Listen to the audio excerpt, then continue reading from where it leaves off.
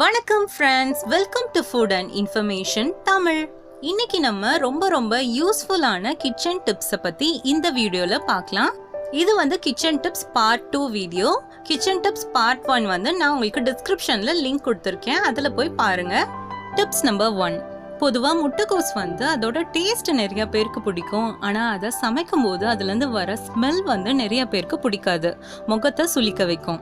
இனிமேல் நீங்க முட்டைக்கோஸை சமைக்கும் போது அதுல ஒரே ஒரு பிரிஞ்சி இலையை சேர்த்துக்கோங்க. நீங்க முட்டைக்கோஸ் பொரியல் பண்ணாலும் சரி, கூட்டு பண்ணாலும் சரி, இந்த பிரிஞ்சி இலையை சேர்த்துக்கிட்டீங்கன்னா அந்த முட்டைக்கோஸ்லேருந்து அந்த வர பேட் ஸ்மெல் இருக்காது. அந்த பிரிஞ்சி இலை அந்த பேட் ஸ்மெல்லை அப்சர்வ் பண்ணிக்கும். உங்களுக்கு முட்டைக்கோஸோட டேஸ்ட்டும் மாறாது, அதே டேஸ்ட்ல இருக்கும். ஆனால் அந்த ஸ்மெல் இல்லாம நீங்க முட்டைக்கோஸை சமைக்கலாம். இந்த டிப்ஸை நீங்க உங்க வீட்டில் ஃபாலோ பண்ணி பாருங்க.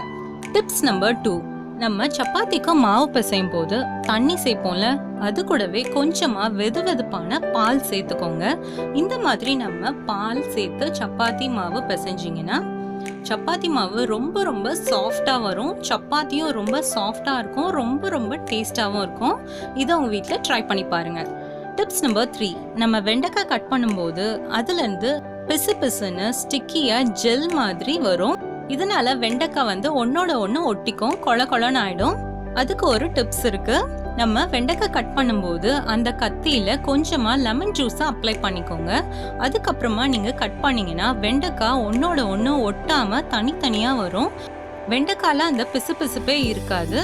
நம்ம வெண்டைக்காய் பொரியல் பண்ணும்போதும் சரி, ஃப்ரை பண்ணும்போதும் சரி, அதுல ஒரு 2 ஸ்பூன் லெமன் ஜூஸ் ஆட் பண்ணிட்டு நீங்க குக் பண்ணீங்கன்னா வெண்டைக்காய் பொரியல் ஒன்னோட ஒன்று ஒட்டாம தனித்தனியா இருக்கும், ரொம்ப டேஸ்டாவும் இருக்கும்.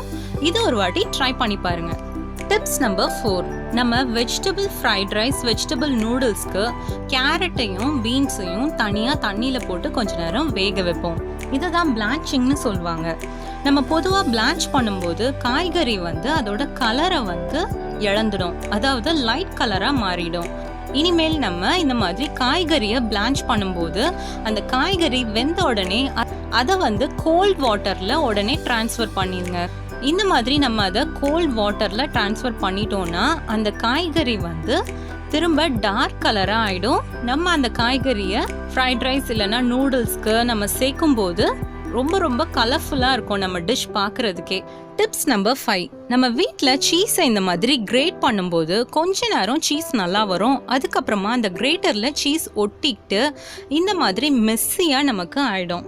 அதுக்கு ஒரு டிப்ஸ் இருக்குது. நீங்கள் சீஸை கிரேட் பண்ணுறதுக்கு முன்னாடியே அந்த கிரேட்டரில் கொஞ்சமாக ஆயில் இல்லைன்னா பட்டர் நல்லா தடவிக்கோங்க. அதுக்கப்புறமா நம்ம சீஸை கிரேட் பண்ணோன்னா அந்த சீஸ் நமக்கு அந்த கிரேட்டரில் ஒட்டாது, நல்லா தனித்தனியாக கிரேட் ஆகி வரும்.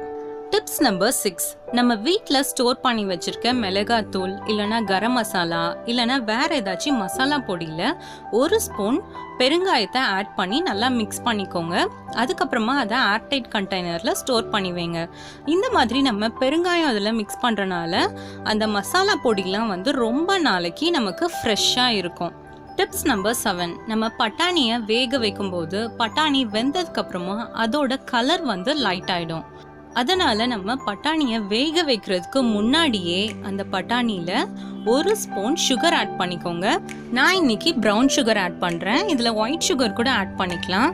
இந்த மாதிரி சுகரை ஆட் பண்ணி அதுக்கப்புறமா அந்த பட்டாணியை வேக வச்சிங்கன்னா பட்டாணி வெந்ததுக்கப்புறமும் நல்லா டார்க் க்ரீன் கலர்லேயே இருக்கும். நம்ம அதுக்கப்புறமா நம்ம ரெசிபீஸ்க்கு இந்த பட்டாணியை ஆட் பண்ணும்போது ரொம்ப கலர்ஃபுல்லாக இருக்கும். Tips number 8. நம்ம முட்டையிலிருந்து வெள்ளைக்கருவையும் மஞ்சக்கருவையும் தனியாக பிரிக்கிறதுக்கு இதோ ஒரு சிம்பிள் டிப்ஸ். முட்டையை இந்த மாதிரி ஒரு பிளேட்ல உடைச்சு ஊத்திக்கோங்க. அதுக்கப்புறமா ஒரு காலி வாட்டர் பாட்டில் எடுத்துக்கோங்க. இந்த வாட்டர் பாட்டிலை நல்லா கையால ப்ரெஸ் பண்ணிக்கோங்க. ப்ரெஸ் பண்ணிட்டு அந்த வாட்டர் பாட்டிலோட ஓப்பனிங் அந்த முட்டையோட வெள்ளைக்கரு பக்கத்துல வச்சு அந்த ப்ரெஸ் பண்ண வாட்டர் பாட்டிலை ரிலீஸ் பண்ணிருங்க. இந்த மாதிரி நம்ம பண்ணோம்னா அந்த முட்டையோட மஞ்சக்கரு மட்டும் அந்த வாட்டர் பாட்டிலுக்குள்ள போயிடும்.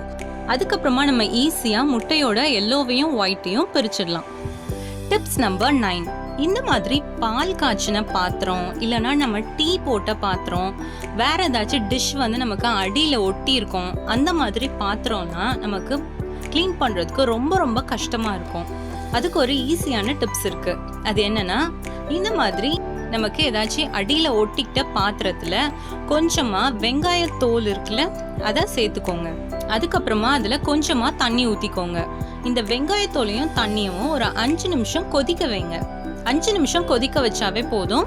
5 நிமிஷம் கொதிச்சதுக்கு அப்புறமா அந்த தண்ணியை கீழே ஊற்றிட்டு இந்த பாத்திரத்தை நார்மலாக இந்த பாத்திரத்தை நம்ம எப்படி டிஷ் வாஷிங் சோப்பை வச்சு வாஷ் பண்ணுவோமோ அந்த மாதிரி வாஷ் பண்ணாலே போதும். ரொம்ப ரொம்ப ஈஸியாக இந்த அழுக்கெல்லாம் போயிடும். நம்ம ரொம்ப கஷ்டப்பட்டு தேய்ச்சி கழுவ வேண்டிய அவசியமே இல்லை. ரொம்ப ரொம்ப ஈஸியாக இந்த அழுக்கெல்லாம் ரிமூவ் ஆகிடும். Tips number 10. நம்ம பூரி செய்யும்போது இந்த மாதிரி மாவை ரோல் பண்ணி வச்சுட்டு பூரி செய்கிறதுக்கு ஒரு 5 நிமிஷத்துக்கு முன்னாடி இதை ஃப்ரிட்ஜில் வச்சுருங்க. 5 நிமிஷம் இதை ஃப்ரிட்ஜில் வச்சதுக்கப்புறமா இந்த மாவை எடுத்து பூரி சுட்டிங்கன்னா பூரி நல்லா எழும்பி வரும், நல்லா புஸ்ஸுன்னு இருக்கும். அது மட்டும் இல்லைங்க, பூரி வந்து ரொம்ப நேரத்துக்கு அந்த புஸ்ஸுனே இருக்கும், அமுங்கவே அமுங்காது. நீங்கள் வேணால் உங்கள் வீட்டில் இந்த டிப்ஸை ட்ரை பண்ணி பாருங்கள்.